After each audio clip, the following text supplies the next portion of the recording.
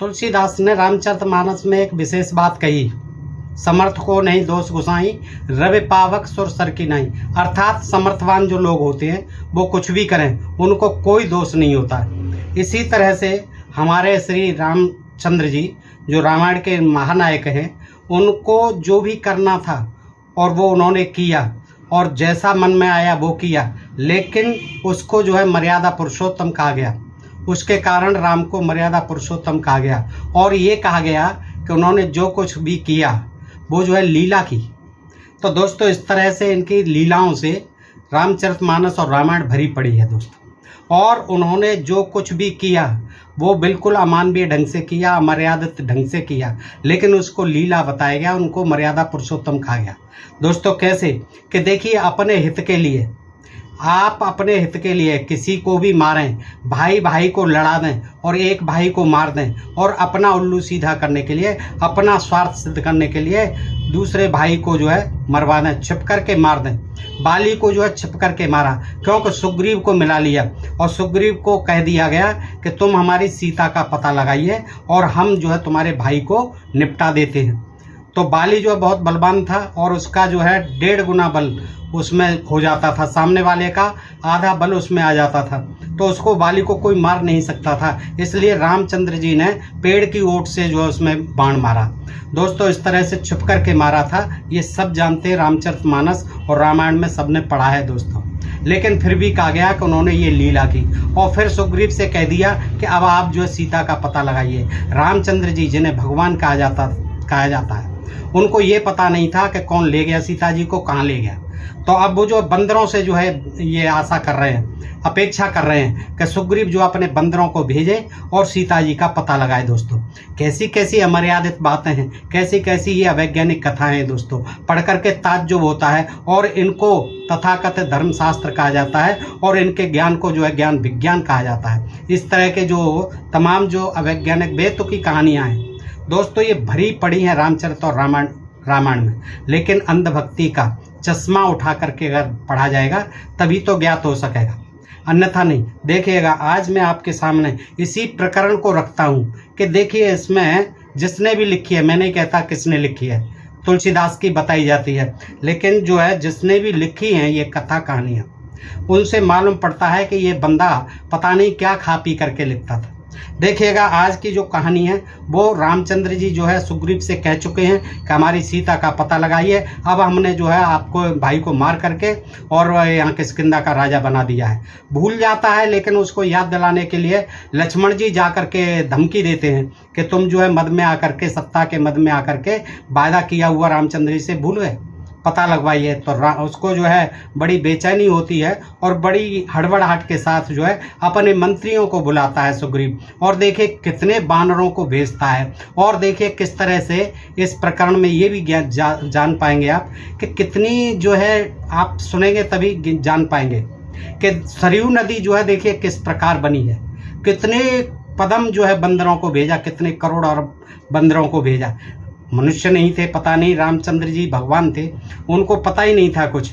और फिर मनुष्य जो है पता नहीं कहाँ चले गए, उनके जो ब्राह्मण थे जिनकी वो चरण वंदना करते रहे वो पता नहीं कहाँ चले गए, वो ज्योतिषी और विद्वान कहाँ चले गए, वशिष्ठ जैसे महागुरु कहाँ चले गए, कोई नहीं बता रहा है, कोई उनकी मदद को नहीं आ रहा है। उनकी चतुरंगिणी सेना कहाँ चली गई, भरत जी क्यों नहीं जा रहे हैं, उनकी बंदर जो है उनकी रक्षा कर रहे हैं, उनकी मदद कर रहे हैं, बंदरों को जो है बंदरों की शरण में पहुंच रहे हैं, बंदरों से ये अपेक्षा कर रहे हैं कि सीता जी का पता लगाओ। सुग्रीव जो है देखिए क्या आदेश देता है कि उसे याद आता है और अपने जो है 2 वो होते हैं उसके गज और गवाक्ष, उन दूतों को बुलाता है, सेनापतियों को बुलाता है। गज और गवाक्ष शीघ्रता से आ जाते हैं और उनकी मन बुद्धि और शास्त्र की गति जानकर सुग्रीव अमृत के समान वाणी बोलते हैं, तुम जानकी के ढूंढने को पूर्व दिशा में जाइए और राम काज समझकर इसमें देर मत लगाइए। ये राम काज है, ये करना ही करना है, जाइए पूर्व दिशा में। किससे कहा?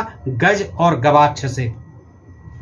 समुद्र स्रोत, नदी के तीर, पर्वत और झरनों के स्थान, ब्रह्मपुरी कामा तक ढूंढिए, सरोवर, बावड़ी, पर्वत और कंदराओं को, देवताओं के स्थान, जितनी खोहें, खोहों को, गुफाओं को, सबको जाकर के ढूंढिए और कहाँ है सीता जी पता लगाइए।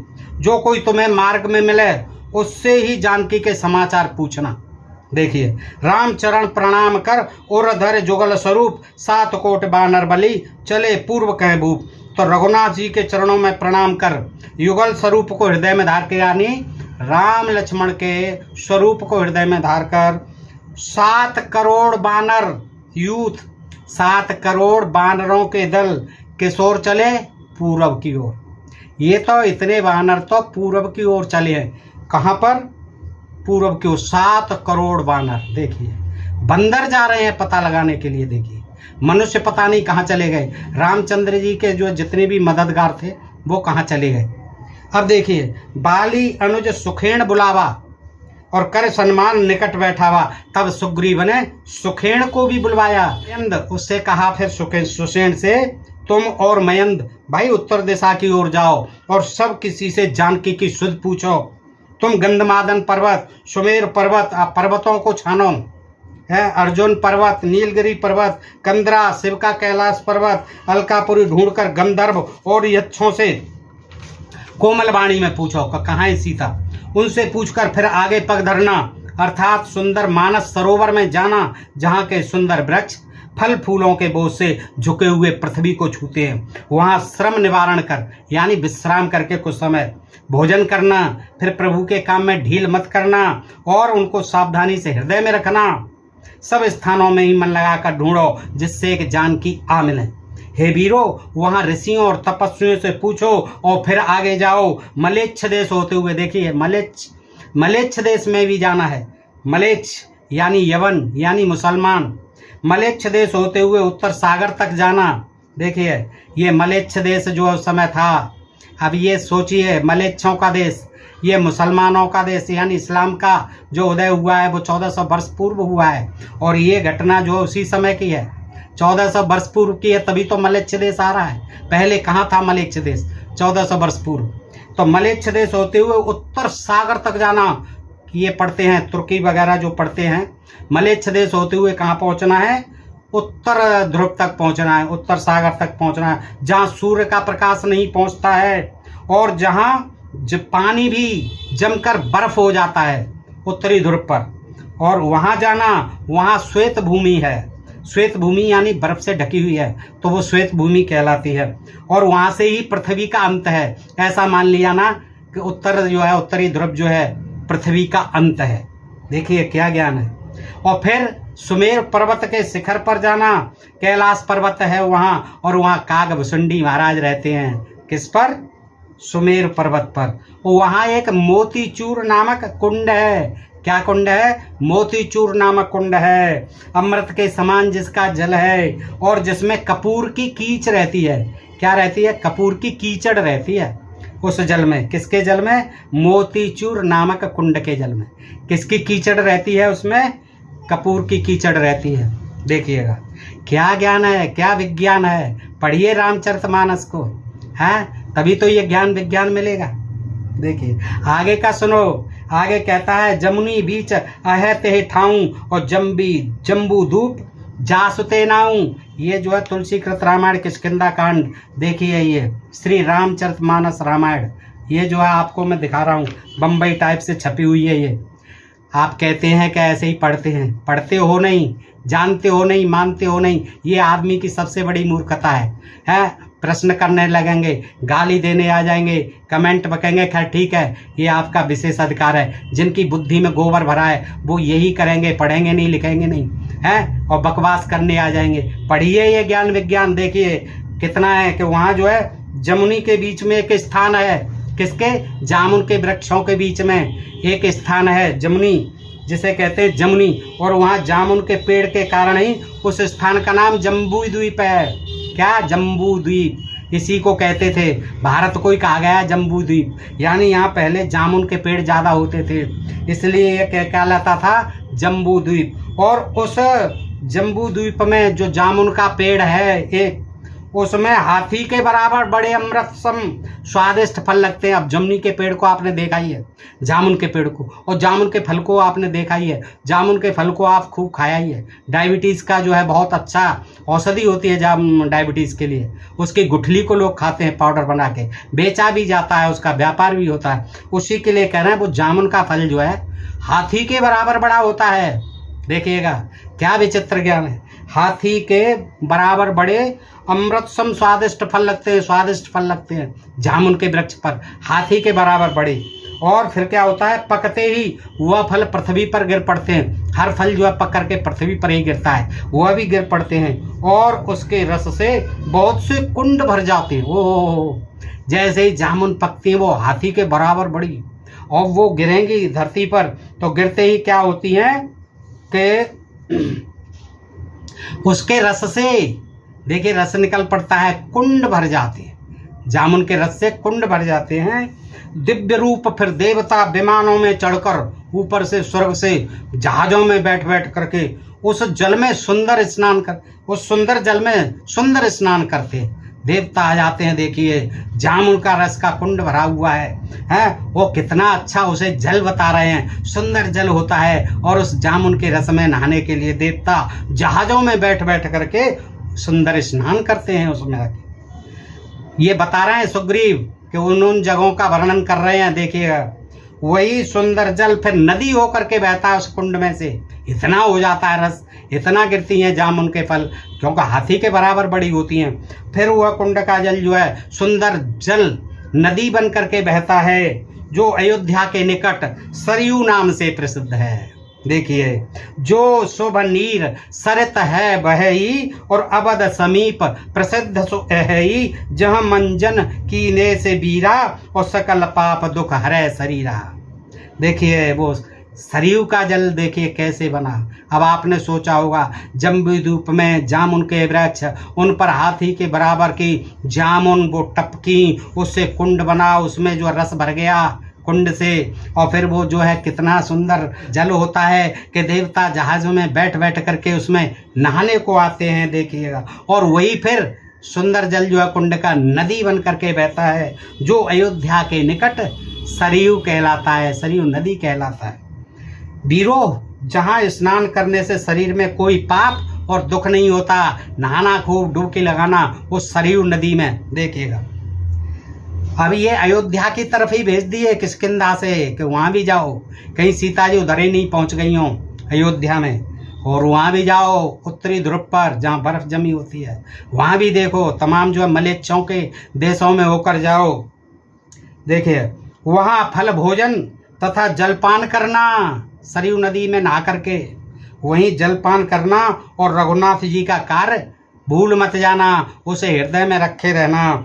फिर जहाँ सूरसेन का मंडप है वहाँ रघुनाथ जी को स्मरण करते हुए जाना। सूरसेन का मंडप होगा मथुरा में, इधर आ गए मथुरा की तरफ, वहाँ जो है सूरसेन का मंडप है, वहाँ जाकर रघुनाथ जी को दर्शन करना, लोमस ऋषि का दर्शन करना, जिसका एक प्रलय होने पर एक रोम गिरता है। लोमस ऋषि, एक बार प्रलय हुई एक रोम गिरता है, बस एक बाल गिरता है, इतने वो उनका नाम है लोमस ऋषि। देखिए क्या विचित्र ज्ञान है। फिर सांडिल्य ऋषि के पास जाना, ठीक है। अब ऋषियों के पास जाके क्या करोगे, समय बर्बाद कर रहे हो भाई। लोमस ऋषि और सांडिल्य ऋषि किसी को पता नहीं है कुछ भी। जब राम जी भगवान को पता नहीं है तो ये सांडिल्य ऋषि और ये लोमस ऋषि के दर्शन करने से, उनसे मिलने से तो समय की बर्बादी होगी, कुछ नहीं मिलना है। लड़कर जैसे हो वैसे बन घने वनों को और ढूंढकर जानकी जी सुधी श्री रामचंद्र जी को बताना, और ये काम 1 महीने में शीघ्रता से आकर फिर विश्राम करना।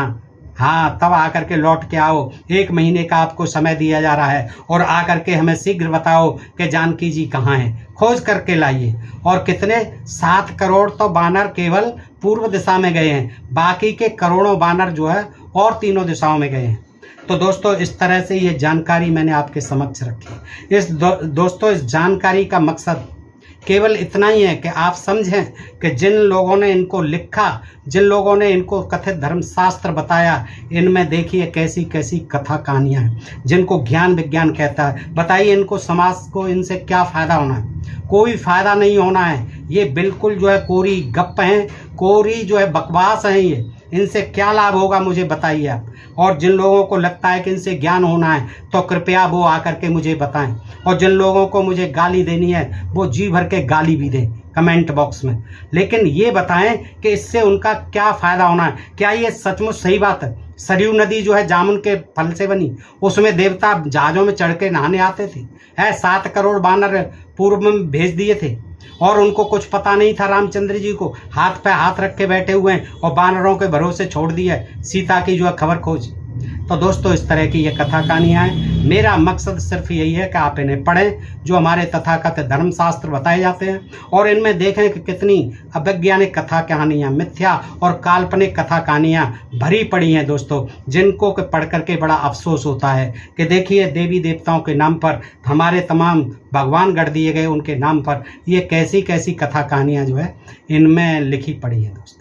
इनसे समाज में अंधविश्वास फैलता है, पाखंड फैलता है, और कुछ शातिर लोग जो हैं इनको धर्मशास्त्र बताकर इनका कथा वाचन कर करके माला माल हो चुके और हो रहे हैं दोस्तों। इनसे समाज का कोई लाभ नहीं होना है। इन कथा कहानियों से समाज का लाभ होगा अंधविश्वास और पाखंड मुक्त भारत बना करके वैज्ञानिक चेतना को। ये हमारा संविधान भी कहता है, हमें अपने देश में प्रत्येक देशवासी का कर्तव्य है, प्रत्येक नागरिक का कर्तव्य है कि अपने देश में ये जो थोथी कथा कहानियाँ हैं सुनते सुनाते जो है हमारे देश का बड़ा अहित हुआ है। अब इनकी कोई प्रासंगिकता नहीं है, अब इनकी कोई ज़रूरत नहीं है। अब ज़रूरत है वैज्ञानिक चेतना लाने की, लोगों में वैज्ञानिक विज्ञान के प्रति रुचि उत्पन्न करने की, ताकि वो समझ सकें कि देश और दुनिया कहाँ जा रही है। दुनिया के देश जो है तमाम अन्वेषण कर रहे हैं, आविष्कार कर रहे हैं, खोज कर रहे हैं, मंगल तक जा रहे हैं, तमाम ग्रहों की खोजबीन की जा रही है, तमाम जो है विज्ञान के उपकरण बनाए जा रहे हैं, तमाम चिकित्सा क्षेत्र में तरक्की हो रही है, और हमारा देश इन्हीं अंधविश्वास और पाखंड और इन गाय गोबर और गौमूत्र तक ही सीमित है दोस्तों। इसी को ज्ञान विज्ञान कहते हैं। और ये 10,000 5,000 साल पहले की इन कथा कहानियों को आज भी इतना महत्व देते हैं कि लोगों के दिमाग में जो है ऐसा अंधविश्वास और पाखंड घुसेड़ दिया गया है जिसका कि जो है अंत होना बड़ा असंभव है दोस्तों। फिर भी हम प्रयास करते हैं ढोल में पोल चैनल के माध्यम से, और आप सबसे अनुरोध करते हैं कि आइए साथ दीजिए और सब्सक्राइब कीजिए इस चैनल को। और फिर मिलते हैं आपसे ऐसे ही किसी जानकारी के साथ अगले वीडियो में। तब तक आप सब मित्रों का हृदय से आभार। नमस्कार, जय हिंद, जय भारत दोस्तों।